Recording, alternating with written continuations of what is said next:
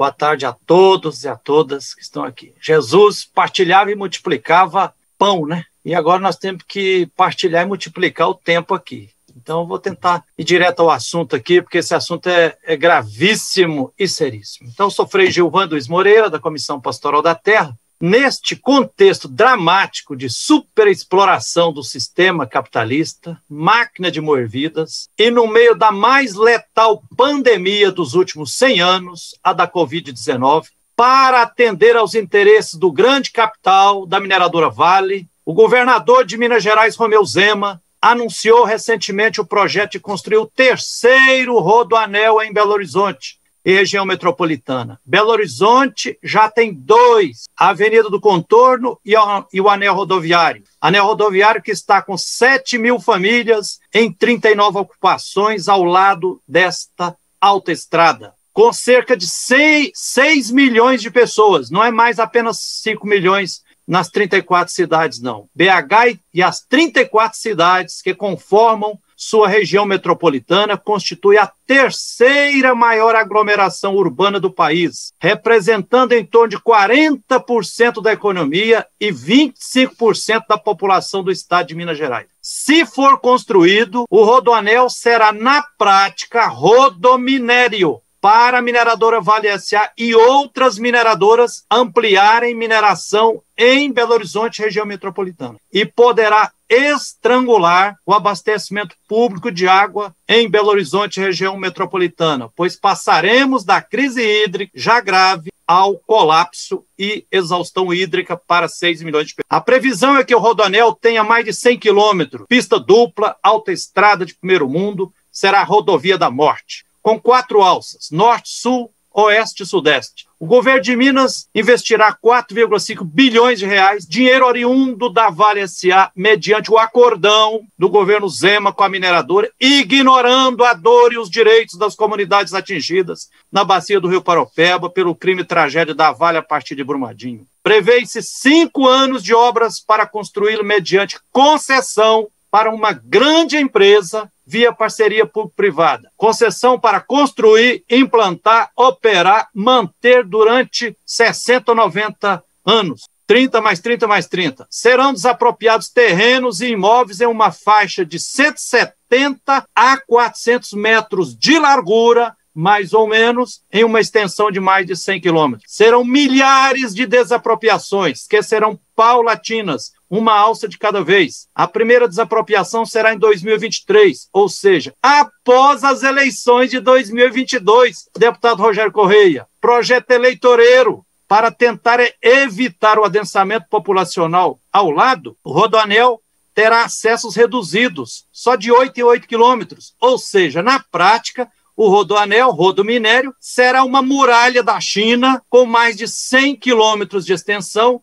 que irá sitiar, confinar, ilhar e separar centenas de bairros em 13 municípios da região metropolitana de Belo Horizonte. Se for construído o rodoanel, atrairá ocupação humana nas suas laterais, assim como existem 7 mil famílias nas margens do anel rodoviário de Belo Horizonte. Toda grande estrada atrai aglomeração humana para suas margens ao se aproximarem das cidades. Eis um critério de seleção da empresa construtora: menor valor de contrapartida pelo poder concedente, o Estado. Critério capitalista que privilegia as grandes empresas. Desde 2007, já houve várias licitações para construir este rodoanel, alças norte e oeste, mas foram todas anuladas. Eu pergunto, por que não esperar o fim da pandemia para discutir com o povo este megaprojeto? Por quê? Dizem que o traçado proposto é uma diretriz, deputado Rogério Correia, diretriz, podendo a concessionária modificá-lo na hipótese da evolução dos projetos, indicar soluções de melhor viabilidade. Absurdo!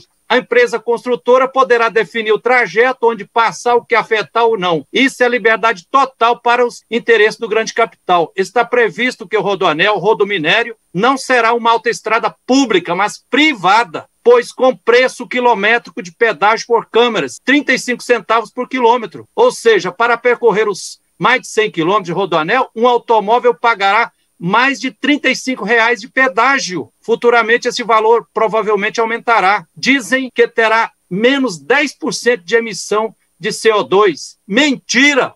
Se aumentará o trânsito, como diminuirá a emissão de gás carbônico? O projeto Rodoanel ignora que todas as cidades da região metropolitana já foram conectadas por ferrovias com linhas de trens de passageiros transportando o povo até a capital mineira. Para melhorar os problemas de mobilidade, o justo e o necessário é resgatar as linhas de trens entre as 34 cidades da região metropolitana de Belo Horizonte e estabelecer o transporte de passageiros via trens entre todas as cidades da região metropolitana de Belo Horizonte, conectando-as com BH, ampliar o metrô para a região metropolitana e superar as injustiças reinantes do transporte público através de ônibus. Não é ético usar o dinheiro da reparação de um crime tragédia que matou 273 pessoas, o Rio Paropeba e violentou brutalmente milhares de pessoas e comunidades para construir infraestrutura que vai beneficiar o grande capital mineradora Vale. E, acima de tudo, a reparação do crime da Vale precisa ser para fortalecer as condições de vida. O quê? Fazer saneamento, produção de alimentos saudáveis de forma agroecológica e indenizar os atingidos de forma integral. Descentralizar a megalópole é o caminho, o que exige preservar o meio ambiente. Para terminar, o projeto Rodoanel ignora o caráter imprescindível do Parque Estadual Serra do Rola Moça para o Estado, para os municípios e para a biodiversidade. Ignora e sacrifica os mananciais que abastecem BH e região metropolitana. Sacrificará milhares de famílias que vivem da agricultura familiar. Violentará fauna, flora, nascentes, cachoeiras, Mata Atlântica, cerrado com campos rupestres, cavernas, áreas de proteção ambiental e agredirá patrimônio histórico, arqueológico, cultural, como sítios arqueológicos, cavernas com pinturas rupestres, cemitérios, entre outros. Comunidades quilombolas também serão afetadas. Para terminar, deputado, este rodoanel, melhor dizendo, rodominério, causará um brutal impacto socioeconômico com as milhares de desapropriações que estão previstas. Como o nosso Dr. João Márcio da DPU já sinalizou aqui, as indenizações nunca são justas e não cobrem mais do que